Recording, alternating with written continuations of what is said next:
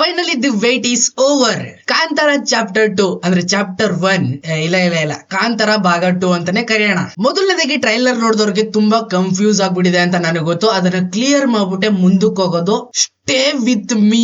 So ನಿಮ್ಗೆಲ್ಲ ಗೊತ್ತಿರೋ ಕಾಂತಾರ ಭಾಗ 1 ಅಲ್ಲಿ ಶಿವ ಅನ್ನೋ ಒಂದು ಕ್ಯಾರೆಕ್ಟರ್ ಮೈನ್ ಹೈಲೈಟೆಡ್ ಆಗಿ ಪೂರ್ತಿ ಎಂಟೈರ್ ಸಿನಿಮಾದೊಳಗಡೆ ಅಕ್ವೈರ್ ಮಾಡ್ಕೊಂಡು ನಿಮ್ಮನ್ನ ಎಂಟರ್ಟೈನ್ಮೆಂಟ್ ಮಾಡಿರೋದನ್ನು ನೋಡಿದೀರಾ. ಅದಾದ ಕೊನೆ ಕ್ಲೈಮ್ಯಾಕ್ಸ್ ಅಲ್ಲಿ ಶಿವ ಅವ್ರ ಅಪ್ಪನ್ ತರನೇ ಓಡೋಗ್ಬಿಟ್ಟು ಮಾಯ. ಇನ್ ಅಲ್ಲೇ ತಾನೆ ಅಪ್ಪ ಮಗ ಇಬ್ರು ಒಟ್ಟೊಟ್ಟಿಗೆ ಒಂದೇ ವೇಷದಲ್ಲಿ ಇಬ್ರು ಮೀಟಪ್ ಆಗೋದು. ಸೊ ಇಲ್ಲಿಂದಾನೆ ಕತೆ ತಿರ್ಗಾ ಪ್ರಾರಂಭ ಆಗ್ತಾ ಇರೋದು. ಹಿಂದೆ ನಡೆದಿರುವಂತ ರಹಸ್ಯನ ಬಿಚ್ಚಿಡೋದಕ್ ಬರ್ತಾ ಇದಾರೆ. ಈ ಜಾಗ ಹೆಂಗ್ ಗುಡ್ತು, ಹೆಂಗ್ ಬಂತು, ಯಾರು ಆಳಿದ್ರು, ಯಾರ್ಗ್ ಸೇರ್ಬೇಕು, ಇದನ್ನೆಲ್ಲ ಹೇಳೋದಕ್ ಬರ್ತಾ ಇದಾರೆ ಈ ಸಿನಿಮಾದಲ್ಲಿ. ಅಂದ್ರೆ ಕದಂಬರ ಟೈಮ್ ಲೈನ್ ಅಂತ ಹೇಳ್ತಾ ಇದಾರೆ. ಬೈ ಕದಂಬರ ಟೈಮ್ ಲೈನ್ ಗೊತ್ತಾ ನಿಂಗೆ? 345 540 ಸಿಇ ಈ ಟೈಮ್ ಲೈನ್ ಒಳಗಡೆ ನಡೆಯುವಂತ ಸ್ಟೋರಿ ಅದು. ಅಂದ್ರೆ ಶಿವ ಅವ್ರ ತಾತ, ಅವ್ರ ಮುತ್ತಾತ, ಕೋಲ್ ತಾತ, ಕಳೆಪುರಿ ತಾತ, ಇನ್ನು ಯಾವ್ಯಾವ ತಾತ ಇದಾರೋ ಅವ್ರ ತಾತ ಜಾಗ ಯಾವಾಗ ಹುಡ್ತು ಅಲ್ಲಿಂದ ಸ್ಟಾರ್ಟ್ ಮಾಡ್ತಾ ಇದಾರೆ ಸ್ಟೋರಿನ. ತುಂಬಾನೇ ಲೆಂತಿ ಆಗೋಯ್ತು ಸ್ಟೋರಿ, ಆದ್ರೂ ಕೂಡ ಪ್ರೆಸೆಂಟೇಶನ್ ರಿಷಬ್ ಶೆಟ್ಟಿ ಮಿರಾಕಲ್. ಇಲ್ಲಿ ತುಂಬಾನೇ ಇಂಪಾರ್ಟೆಂಟ್ ಆಗಿರುವಂತ ಕ್ಯಾರೆಕ್ಟರ್ ರಿಷಬ್ ಶೆಟ್ಟಿ ಅನ್ನೋ ಕ್ಯಾರೆಕ್ಟರ್. ಈ ಕ್ಯಾರೆಕ್ಟರ್ ಯಾಕೆ ಹುಡ್ತು, ಅವರೇ ಮತ್ತೆ ಯಾಕೆ ಜನಿಸ್ತಾ ಹೋಗ್ತಾ ಇದಾರೆ, ಅವರಪ್ಪ ಆದ್ಮೇಲೆ ಅವರಪ್ಪ ಯಾಕೆ ಈ ರೀತಿ ಜನಿಸ್ತಾ ಹೋಗ್ತಾ ಇದಾರೆ ಅನ್ನೋ ಒಂದು ಸೀಕ್ರೆಟ್ ಕೂಡ ಇಲ್ಲಿ ಹೊತ್ಕೊಂಡ್ಬಿಟ್ಟಿದೆ. ಓಪನಿಂಗ್ ಶಾಟ್ ಅಲ್ಲಿ ಆಕಾಶದಿಂದ ಯಾವ್ದೋ ಒಂದು ಧೂಮಕೇತು ಬಂದು ಸ್ಪೀಡ್ ಆಗಿ ಭೂಮಿ ಮೇಲೆ ಬಿದ್ದು ಬಟಾಸ್. ಆ ಜಾಗ ಇನ್ನು ಏನಾಗಿರಲ್ಲ, ನೀಟಾಗಿರ್ತದೆ. ಅದು ಬಿದ್ರು ಕೂಡ ಬಿಕಾಸ್ ಅದೇ ಜಾಗದಲ್ಲಿ ಯಾವ್ದೋ ಒಂದು ಸಣ್ಣ ಪಾಪುನ ರೆಪ್ರೆಸೆಂಟ್ ಆಗಿ ತೋರಿಸಿದ್ರೆ ರಿಷಬ್ ಶೆಟ್ಟಿ ಅವರು. ಆ ಮಗು ಯಾರು ಅಲ್ಲ, ರಿಷಬ್ ಶೆಟ್ಟಿನೇ ಆಗಿರ್ತಾರೆ ಅಂತ ಐ ಥಿಂಕ್.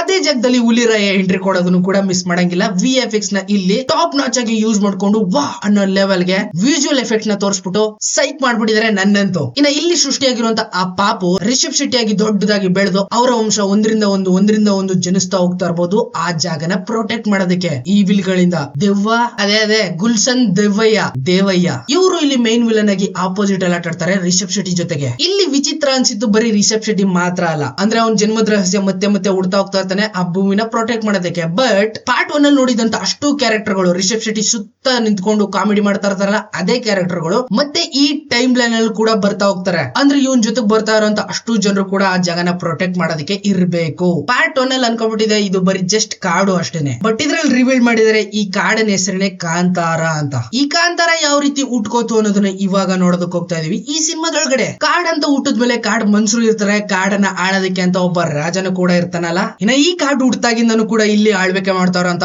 ಭಾಂಗ್ರ, ಆ ಕಾಡಲ್ಲಿರುವಂತ ಆ ರಾಜ, ಇವನ್ ಆಳ್ತಾ ಇರ್ತಾನೆ ಕಾಂತಾರದಲ್ಲಿರುವಂತ ಜನಗಳನ್ನ. ಈ ಜಾಗ ನಂದು, ನೀವು ನಂದು, ಎಲ್ಲ ನಂದು. ಕೆಲ್ಸ ಮಾಡಿದ್ರೆ ಸರಿ, ಇಲ್ಲಾಂದ್ರೆ ಉಚ್ಚನಾಗಿ ಹೊಡೆದಂಗ್ ಹೊಡಿತೀನಿ. ಇವ್ರ ಮಗಳೇನೆ ಇಲ್ಲಿ ರುಕ್ಮಿಣಿ ವಸಂತ್ ರಾಜನ್ ಮಗಳಾಗಿ ಆಕ್ಟ್ ಮಾಡ್ಬಿಟ್ಟಿದ್ರೆ ಈ ಸಿನಿಮಾದೊಳಗಡೆ. ರಾಜನ್ ಮಗಳು ಯಾವತ್ತಿದ್ರು ರಾಜನೇ ಮದ್ವೆ ಆಗ್ಬೇಕು, ಅದೇ ಗುಲ್ಶನ್ ದೇವಯ್ಯ. ಇವನು ಕೂಡ ಇಲ್ಲಿ ರಾಜ.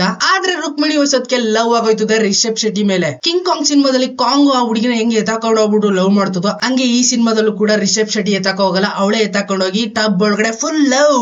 ಈ ವಿಷಯ ಗೊತ್ತಾದ್ಮೇಲೆ ದೇವಯ್ಯ ಏನ್ ಮಾಡ್ಬೋದು, ಅಟ್ಯಾಕ್, ಹೊಡಿರಿ ಬಡಿರಿ ಚಚ್ಚಿ ಬಿಸಾಕಿ ಅವ್ರ ಮಾತ್ರ ಉಳಿಬಾರ್ದು, ರಾಣಿ ನಂದೇ ಆಗ್ಬೇಕು ನನಗ್ ಮಾತ್ರ. ಇಲ್ಲೊಂದು ದೊಡ್ಡ ಆಕ್ಷನ್ ಸೀಕ್ವೆನ್ಸ್ ಇವಾಗ ಸ್ಟಾರ್ಟ್ ಆಗುತ್ತೆ. ವೈರತ್ವ, ರಾಜ ವರ್ಸಸ್ ಕಾಡ್ ರಾಜ, ವಡಿ ಬಡಿ ಕಡಿ. ಇವಾಗ ನಿನ್ಗೆ ಅರ್ಥ ಆಗಿರ್ತದೆ ಭೂಮಿ ಮೇಲೆ ಈ ರೀತಿ ಅಕ್ರಮಗಳೆಲ್ಲ ನಡೀತಾ ಇದ್ರು ಕೂಡ ದೇವ್ರು ನೋಡ್ಕೊಂಡು ಸುಮ್ನೆ ಕೂತಿರ್ತಾನ?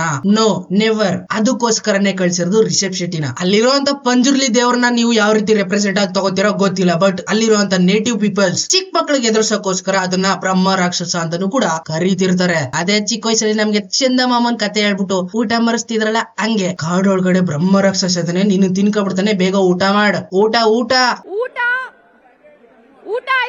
ಮತ್ತಿದೇ ಜಾಗದಲ್ಲಿ ಇನ್ನೊಂದು ಪಾಲಿಟಿಕ್ಸ್ ಕೂಡ ನೋಡ್ಬೋದು. ಕರೆಕ್ಟ್ ಆಗಿ ನೀವು ಅಬ್ಸರ್ವ್ ಮಾಡಿದ್ದೆ ಆದ್ರೆ ಜನಗಳೆಲ್ಲ ಸೇರ್ಕೊಂಡು, ಅಂದ್ರೆ ಕಾಡಿನ ಜನಗಳೆಲ್ಲ ಸೇರ್ಕೊಂಡು ಕಾಡಲ್ಲಿರುವಂತ ಸಂಪತ್ತನ್ನ ಎಷ್ಟ್ ಬೇಕಷ್ಟನ್ನ ತಿನ್ಕೊಂಡು ಮಿಕ್ಕಿದನ್ನ ತಗೊಂಡೋಗಿ ರಾಜನ ಆಸ್ಥಾನದಲ್ಲೂ ಕೂಡ ಸೇಲ್ ಮಾಡೋದನ್ನು ಕೂಡ ನೋಡ್ತಿರ್ಬೋದು ನೀವು ಒಂದ್ ಶಾರ್ಟ್ ಅಲ್ಲಿ. ಇದನ್ನೆಲ್ಲ ನೋಡ್ಬಿಟ್ಟು ತಿಕ್ಕ ಹೊರ್ಕೊಂಡಂತ ರಾಜರು ಸುಮ್ನೆ ಇರ್ತಾರ, ಇದಕ್ಕೂ ಕೂಡ ಮುಳ್ಳಾಕ್ಬಿಟ್ಟು ಹೊಡಿತಾರೆ. ಬಡಿ ಬಡಿ ಕಡಿ. ಇಲ್ಲೂ ಒಂದ್ ಅಟ್ಯಾಕ್ ಇದ್ರು ಇರ್ತದೆ, ಹೇಳಕ್ಕಾಗಲ್ಲ. ನಮ್ ಜಾಗಕ್ಕೆ ಬಂದ್ಬಿಟ್ಟು ನಮ್ಗೆ ಅದೇ ಮೊದ್ಲೇ ಹೇಳಿದಾಗ ರಾಜರಿಗೆ ಈ ಕಾಡ್ ಮನ್ಸನ್ನ ಕಂಡ್ರೆ ಯಾಕೆ ಉರಿತಾ ಇರ್ತದೆ ಅಂದ್ರೆ, ಒಂದು ರಿಷಬ್ ಶೆಟ್ಟಿ ರಾಣಿನ ಪಟಾಯಿಸ್ಬಿಟ್ಟಿರ್ತಾನೆ, ಆ ತಿಕ್ಕ ಅವ್ರಿಗೆ ಒಂದ್ಸತಿ ಅಟ್ಯಾಕ್ ಮಾಡ್ತಾರೆ. ಈ ಕಡೆ ಅವ್ರ ಜಾಗಕ್ಕೆ ಹೋಗಿ ವ್ಯಾಪಾರ ಮಾಡ್ಬಿಟ್ಟು ಅವ್ರಿಗೆ ತಿಕ್ಕ ಉರಿಸ್ತಾ ಇರ್ತಾರೆ. ಒಟ್ನಲ್ಲಿ ಇವ್ರು ಏನೇ ಮಾಡಕ್ ಹೋದ್ರು ರಾಜ್ರಿಗೆ ಮಾತ್ರ ಇದು ಇಷ್ಟ ಆಗ್ತಾ ಇಲ್ಲ. ಹೊಡಿತಾರೆ, ಬಡಿತಾರೆ, ಸಾಯಿಸ್ತಾರೆ. ಇದನ್ನ ತಡೆದ್ ನಿಲ್ಸೋದಕ್ಕೆ ರಿಷಬ್ ಶೆಟ್ಟಿನೇ ಬರ್ಬೇಕು. ಯಾಕಂದ್ರೆ ದೇವ್ರು ಕೊಟ್ಟಿರೋ ವರದಿಂದ ಜನಿಸಿರುವಂತ ಮಗು ಆಗಿ ಹುಟ್ಟಿರುವಂತ ಆ ರಿಷಬ್ ಶೆಟ್ಟಿ ಅವರು ಅಲ್ಲಿರುವಂತ ಜನರನ್ನ ಪ್ರೊಟೆಕ್ಟ್ ಮಾಡ್ಬೇಕಲ್ಲ, ಅವರಲ್ಲೂ ಕೂಡ ದೈವದ ಶಕ್ತಿ ಅಡುಕೊಂಡಿರ್ತದೆ. ಟ್ರೈಲರ್ ಒಳಗಡೆ ಇಷ್ಟನ್ನೆಲ್ಲ ರಿವೀಲ್ ಮಾಡಿದ್ರು ಕೂಡ ಇನ್ನು 2 ಕ್ಯಾರೆಕ್ಟರ್ ಗಳನ್ನ ರಿವೀಲ್ಡ್ ಮಾಡೇ ಇಲ್ಲ. ಲಾಸ್ಟ್ ಟೈಮ್ ರೂಮರ್ ಸಿಕ್ಕಿತ್ತು ಈ ಸಿನಿಮಾದಲ್ಲಿ ಮೋಹನ್ ಲಾಲ್ ಅವರು ಕೂಡ ಆಕ್ಟ್ ಮಾಡ್ತಾ ಇದಾರೆ, ಜೊತೆಗೆ NTR ಅವರು ಕೂಡ ಆಕ್ಟ್ ಮಾಡ್ತಾ ಇದಾರೆ.